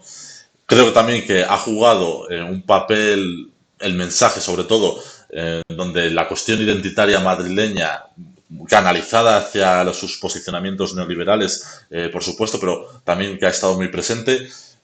¿Cómo veis estas dos cuestiones así un poco rápido? Y también, ¿cómo veis la situación del PP nacional tras este buen resultado electoral en la Comunidad de Madrid? ¿Servirá Casado para coger cierto impulso o rebufo o es muy pronto? Y también si coloca a Ayuso como referente absoluto del Partido Popular a nivel también interno e institucional. ¿Enrica? Bueno, a ver, varios puntos aquí. Yo creo que sí que va a impulsar un poco al Partido Popular a nivel estatal. No creo que la debacle del Partido Socialista perjudique tanto a Pedro Sánchez, pero sí que creo que el buen resultado de Díaz Ayuso le puede pues mejorar al Partido Popular a nivel estatal, aunque ya veremos hasta qué punto. Eso para empezar. Claro, a mí yo tengo dudas porque Isabel Díaz Ayuso también ha tenido pues el momento histórico, el momento concreto de poder llevarse al menos uno de cada 3 votantes de Vox en estas elecciones, que aseguraban en varias encuestadoras aseguraban que era un voto prestado en la Comunidad de Madrid, porque el discurso de Díaz Ayuso gustaba a muchos exvotantes de Vox en 2019 y que un tercio de ellos votaría a Díaz Ayuso. Yo creo que hablamos de un tercio habiendo sabido contener en las últimas 2 semanas de campaña, habiendo sabido contener parte del electorado, que creo que al principio iba a ser mucho mayor el trasvase. En todo caso, esos mismos votantes declaraban que iban a votar a Díaz Ayuso en Madrid, pero que volverían a votar a Santiago Abascal para las Cortes Generales, ¿no? Por tanto, ahí habrá que ver esa derecha cómo se queda, porque Vox ahora mismo a nivel estatal está muy fuerte. Celia. Bueno, yo creo que una de las grandes lecturas, vamos a ver a cuán corto plazo es, pero bueno, a medio y largo plazo, es precisamente cuál de las 2 almas del PP va a ganar esto, porque por un lado tenemos arrinconando a Vox el moderado Feijóo y por otro tenemos a la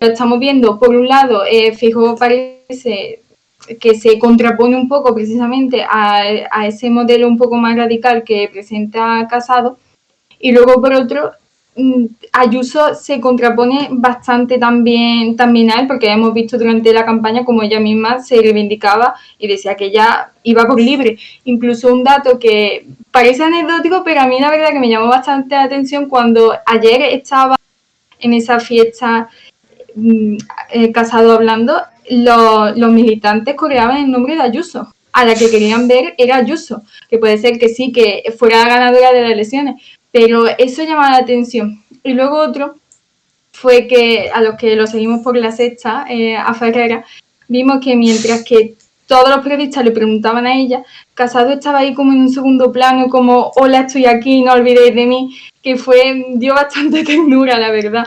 Y, intentando salir en la foto, sí. Sí, Cual. intentando ahí colocarte como, bueno, meterme en la conversación cuando podáis, cuando venga bien.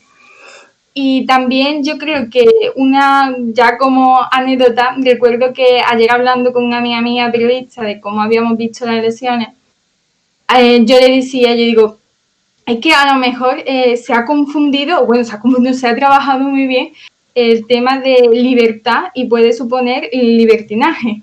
Y a modo de broma, y ella me decía, sí, estoy de acuerdo contigo, aunque parece muy de padre, ¿no? Muy de padre severo ese concepto.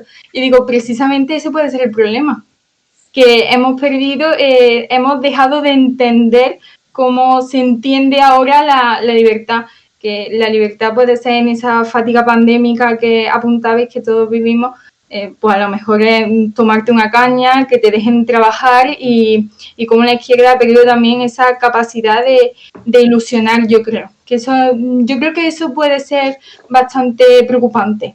Más allá del candidato de socio serio formal, que se han pasado un poco, también habrá que verlo un poco a nivel ya de generales, cómo se puede ir articulando todo ese discurso.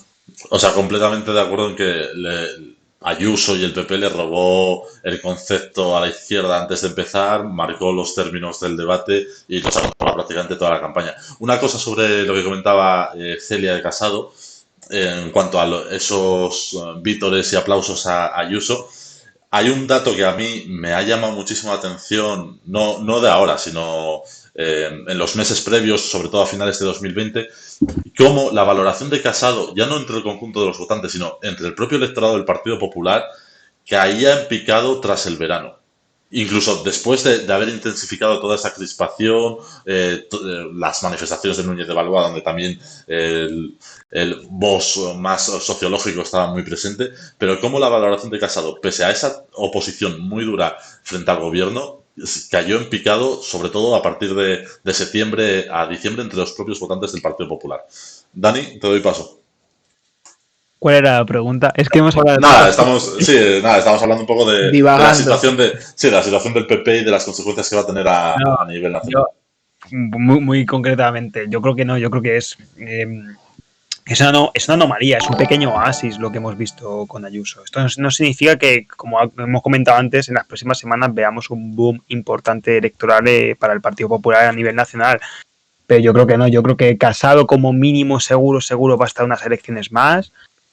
Ayuso puede influir, pero no tanto por su figura, sino por la estrategia que ha llevado a cabo, pero yo creo que no se puede extrapolar lo que ha hecho en la Comunidad de Madrid, apelando a ese significante muy concreto, yo creo, de la libertad al resto de España. Yo creo que no, yo creo que la estrategia va a ser otra, sobre todo porque el principal rival, que ahora mismo en la derecha ya no es Ciudadanos, sino que es Vox, yo creo que aquí, hombre, la correlación de fuerzas es muy distinta territorialmente aquí en Madrid que en el resto de España. Y no se pueden permitir el lujo de normalizar y de compadrearse, ¿no? De una manera tan evidente como ha hecho Ayuso con Monasterio, Casado con Abascal. Yo creo que son situaciones muy distintas y que veremos mejorar las expectativas de voto de Casado, pero yo apostaría segurísimo que algo de la estrategia va a cambiar, pero que Casado va a ser el que se presente en las próximas elecciones. O sea que Ayuso o Omar o Miguel Ángel Rodríguez no les va a poner en ningún aprieto en cuanto al liderazgo. Luis. Yo creo que lo de Ayuso es algo similar a Lula en 2007, es decir, un buen resultado que luego no se traduce necesariamente en una victoria en generales es que me parece que es un fenómeno similar, porque Aguirre también intentó dar el salto a la política nacional y no lo consiguió, y creo que en el caso de Ayuso lo que ha hecho es obtener un muy buen resultado en Madrid a costa de hipotecar ese salto, porque precisamente ha hecho una política muy excluyente, es decir, incluso ha enfrentado a varones de su propio partido durante la pandemia, incluso Andalucía, que es uno de los principales feudos ahora, ha tenido muchas diferencias con Moreno Bonilla, con el presidente de la Junta de Castilla y León también. Es decir, creo que el salto de Ayuso a España, o sea, a nivel nacional como candidata del PP en general es complicado. Lo que sí que ocurre con respecto a Casado es que no tiene claro cuál es la estrategia que debe seguir. Es decir, tiene el ejemplo de Feijóo y tiene el ejemplo ahora de Ayuso. Pero, claro, ¿cuál escoger? ¿El radicalizarse y tapar fugas hacia Vox o moderarse y convertirse en el gran partido de centro-derecha? Creo que no lo tiene claro. Y mientras no tenga eso claro, va a estar dando bandazos. Lo que sí le conviene y lo que sí le ayuda es lo que ha ocurrido en estas elecciones, que es con el desplome de Ciudadanos. Lo que cambia es que pasan de 3, lo que lo había dicho antes, si no recuerdo mal, pasan de 3 partidos a 2 y eso ya es una maximización de escaños. Precisamente porque Ciudadanos se encontraba en un punto muy peligroso, que es el 6-7%, es decir, en circunscripciones pequeñas Ciudadanos le quitaba muchos escaños al bloque. Eso se va a revertir en cierto modo y va a ayudar a que, aunque mantengan el nivel de porcentaje, tengan más escaños. Eso le puede beneficiar a Casado. Yo creo que Ayuso ayuda a Casado en cierto modo, pero veremos cuánto. No tengo claro de si... Sí que creo que va a ser el candidato, pero no sé cuánto va a ayudar a que Vox sea tan fuerte, porque está propiciando Vox que Casado esté siempre condicionado. Y eso le dificulta mucho llegar a la Moncloa. Yo lo veo.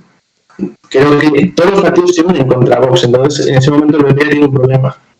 Sí, yo creo que además esos bandazos que tú comentas ya las ha dado Casado, ¿no? Ha virado bastante su discurso en los últimos meses, ha estado más eso, pues compitiendo, hablando de moderación y compitiendo por el centro y también compitiendo con Vox por su electorado más hacia la derecha.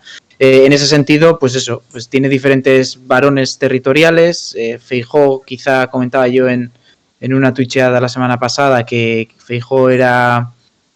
que tiene un corte más nacionalista, aunque a priori choque, ¿no? Que el Partido Popular sea nacionalista, digamos, territorial, no español, sino... pero sí, que Feijóo asume parte de ese discurso nacionalista gallego y por eso tiene tanto, yo creo que por eso tiene en parte tanto éxito. Pero como perfil moderado también, como Moreno Bonilla también, otro perfil moderado que choca, digamos, con Ayuso, ¿no? Que hemos visto ese perfil más trampista, ¿no? Manera de... Y además que es problemático, y aquí os quería hacer una pregunta, claro, es problemático, digo, porque todo lo que ha comentado sobre la libertad en Madrid y demás, a ver luego cómo casa con ese mismo discurso en otras regiones, ¿no? Que aunque seguramente estos tienen mucho arte y saben darle la vuelta con bastante facilidad. Yo quería preguntaros, sin que yo sea ningún moderador, quería preguntaros si vosotros en un hipotético caso de 2023, elecciones autonómicas en Madrid, elecciones generales, digamos que antes a las autonómicas que en las generales, en autonómicas en mayo, generales en otoño, si veis a Ayuso presentándose, simplemente presentándose a la reelección y esperar su turno en unos años, o qué creéis que pueda haber. Claro, dependerá un poco de las fortalezas de Pablo Casado, ¿no?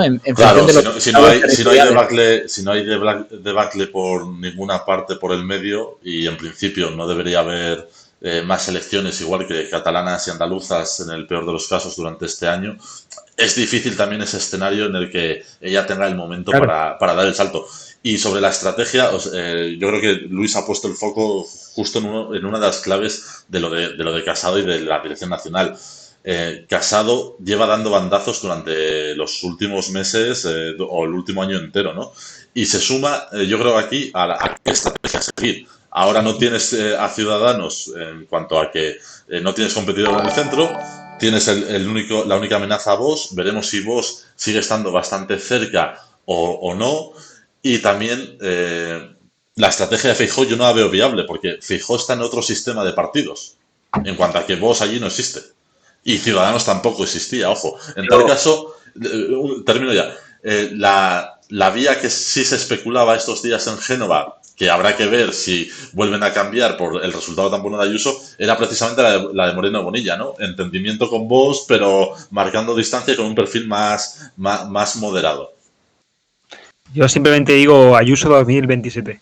O sea, Ayuso quiere seguir la estera, yo creo, de Aguirre. Ya está. Celia, Luis. Yo creo que Ayuso sí que lo va a intentar, pero como comentaba, yo creo que tiene que haber una debacle del PP para que haya un cambio de liderazgo. Con lo que comentabais de Feijóo y también de Moreno Bonilla, es bastante curioso porque Juanma Moreno aquí ha adoptado completamente un perfil moderado, a pesar que hace una semana mismo pactó la reforma fiscal con Vox y con Ciudadanos. Y lo ha adaptado tan bien que, por ejemplo, ha creado, esto lo sabré un poco, ha creado una comparecencia cada vez que va a anunciar medidas y entonces nos congregamos todos, la familia alrededor de Canal Sur y eso viene absolutamente genial. Y también, sobre todo, que tiene muy marcado cada vez un perfil andalucista, con lo que ha sido el PP aquí en Andalucía, lo está consiguiendo. Y como anécdota, en una biografía que han publicado de Plácido Domingo Viaga, el primer presidente de la prejunta, el prólogo lo escribe él. Entonces, para que veamos un poco la adaptación tan rápida y tan cómoda que está teniendo Juanma Moreno a su papel de presidente de la Junta. Y luego también el problema un poco ya en general es que el discurso de Ayuso, en tanto en cuanto ahora se ha ido muy regionalista, creo yo que le puede pecar un poco como líder nacional. Pero iremos viendo. Yo sí sigo insistiendo en que el tema del thatcherismo va a estar presente y creo que por ahí puede ser una estrategia que puede explorar Casado, porque tampoco le ha funcionado mucho ese giro al centro que él ha intentado después de la moción de censura y durante la moción de censura con ese discurso que se le alabó tantísimo. ¿Queréis añadir alguna cuestión al tema de PP? Pues nada, para... Sí, yo diría por trasladar algún comentario del chat que están comentando eso, pues hablar un poco de, igual Daniel es más conocedor de la política italiana, ¿no? Pero estas felicitaciones de Salvini a Ayuso y... No, a Salvini y Giorgia Meloni también. Sí, o sea, a ver, lo de Salvini es entendible porque Salvini pica donde puede. O sea, le da exactamente igual. Yo creo que ni siquiera sabe quién es Ayuso. O sea, de verdad que creo, estoy un poco exagerando, pero me creo que sea capaz de no saber quién es Ayuso, pero decir, oye, esta es de centro derecha y ha defendido aquello que yo llevo defendiendo también 5 años, la libertad. Venga, va, adelante, la apoyo. No, pero yo creo que sí, que es interesante también cómo la derecha italiana está buscando apoyos, ¿no? En la derecha española un poco más ordo-liberal o como queramos llamarlo. Para ir terminando, ¿cómo valoráis el resultado de Vox y si damos a Ciudadanos ya por finiquitado en la política española? ¿Quién quiere empezar? Venga. Mismamente. A ver, la primera pregunta, ¿Ciudadanos básicamente finiquitado? Yo diría que sí. Creo que todavía aguanta algo de la financiación por estar encima del 3%, si mal no recuerdo. Financiación de partidos todavía les salpica algo, aunque no esté en la asamblea, pues por lo que, bueno, tendrán algo ahí para mantenerse en pie durante un tiempo más. Pero esta dinámica que además se sujeta al 4,5 o 4,8, o sea, en torno al 5% de voto a nivel nacional ya, con la caída que ha tenido, está prácticamente fuera. Aquí existe un problema muy grande, que es que a nivel general en España hemos visto la declive de Ciudadanos en la mayoría de los territorios que han celebrado elecciones recientemente, y a nivel general en España, una vez que estés por debajo del 12-13% de voto, caen un montón los escaños y la representatividad está muy pendiente, porque al final no deja de ser complicado competir con ese porcentaje de voto tan pequeño y además con una dinámica nefasta ante todo en circunscripciones con 3, 4, 5 o 6 escaños a repartir. O sea, en estas provincias medianas y pequeñas es muy difícil competir con tan poco voto. Por tanto, sí, si cae por debajo del 10%, que ahora mismo el promedio de encuestas lo sitúa en el 5% a nivel de España, yo veo esa representatividad en el Congreso residual, y con esto, bueno, es cuestión de, voy a decir, años o meses, pero vamos, a muy corto plazo. Celia. Con respecto al resultado de Vox, creo que ha sido de las pocas elecciones, quitando Galicia, en la que ha crecido menos. Creo que solamente ha subido un escaño. Ayuso lo ha arrinconado y creo que tienen su espacio y ya veremos si consiguen quitarle un poquito a Ayuso en tema de medidas, no ya de voto, con el tema de las menas, con el tema de la seguridad, si pueden crear algún marco que pueda ser interesante para su electorado. Ya lo iremos viendo. Y con respecto a Ciudadanos, es que realmente poca estrategia de un partido en tan poco espacio de tiempo han sido tan nefastas para él. Desde 2019 vemos cómo tenía en sus manos todo el poder territorial, exceptuando Galicia, del PP, y pudiendo arrebatárselo perfectamente, se lo ha ido. Hemos visto que de gobernar Madrid en coalición se ha ido a la desaparición. Y yo creo que va a seguir así porque tampoco hay una estrategia definida. Yo creo que lo único que puede salvar a Ciudadanos a corto plazo de aquí a las generales, si se puede arañar algún tipo de voto, es a lo mejor si el PSOE se apiada de él y le da alguna medida, algún tipo de visibilidad, que creo que es bastante complicado. Y también si precisamente de la mano un poco de la izquierda puede adoptar una postura más de bisagra, aunque lo veo bastante complicado porque es que ya todo el mundo da a Ciudadanos por muertos. Entonces ya es muy difícil a partir de ahí que tú reconstruyas algo.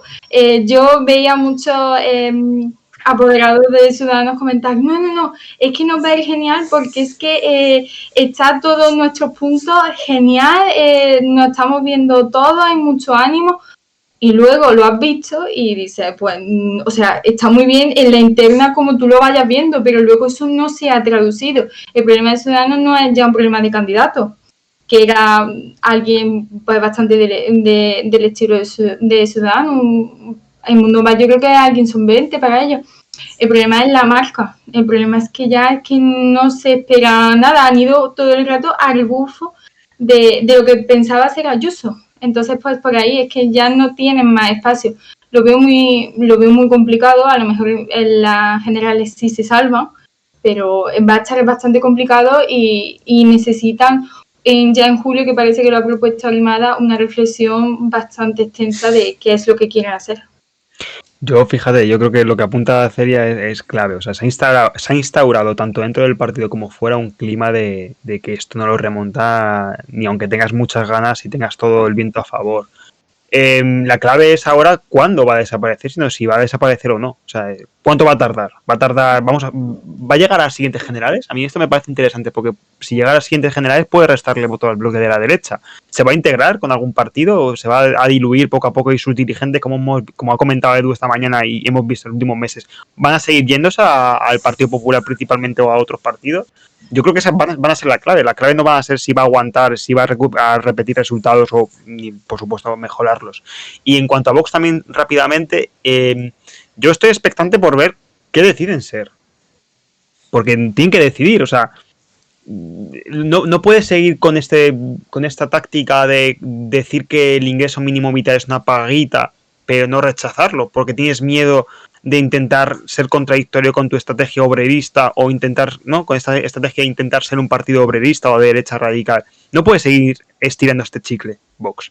Entonces tiene que decidir si quiere ser liberal en lo económico, si quiere apostar más por un chauvinismo, si quiere dejar un poco ya de lado Cataluña, que yo creo que ya lo ha exprimido lo máximo posible, todo lo que podía para seguir creciendo, y quiere apostar por este nacionalismo combinado con xenofobia, es decir, este nativismo. Si quiere apostar por un autoritarismo más de corte europeo, un autoritarismo más que de reminiscencia franquista a veces, porque da la impresión de que no es una pulsión autoritaria como por ejemplo puede tener Giorgia Meloni o Salvini, como hemos comentado antes, sino que es una pulsión dictatorial de oiga señor, usted no puede decir eso de los gobiernos franquistas. Es una cosa muy distinta, ¿eh?